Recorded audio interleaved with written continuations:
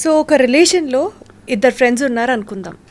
పదే పదే పదే పదే కొట్టుకుంటూ ఉంటారు, అరుచుకుంటూ ఉంటారు, గిల్లుకుంటూ ఉంటారు, మళ్ళీ ప్యాచప్ అవుతూ ఉంటారు. సో ఈ గొడవలు డ్యూరింగ్ ఈ స్నేహం అనే జర్నీలో ఇన్నిసార్లు కొట్టుకుంటూ ఉంటే అది నిజమైన రిలేషనా, లేదా కొట్టుకోవడమే బ్యూటీ ఆఫ్ ద రిలేషనా? ఏం చెప్తారు? నేను చెప్పాను కదా, లైఫ్ అనేదే పేపర్.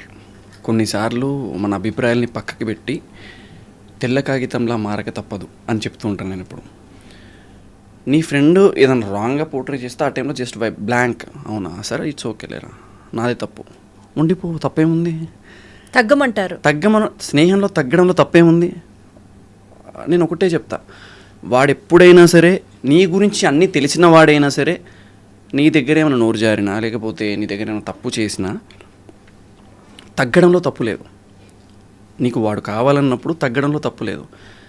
అది ప్రేమైనా సరే స్నేహమైనా సరే తగ్గడంలో నువ్వు ఒక మెట్టు ఎక్కే ఉంటావు తప్ప, అది చాలామంది ఈ జనరేషన్లో అది మిస్ అవుతుందని నా ఒపీనియన్. ఎందుకంటే అహంకారాలు పెరిగిపోయినాయి.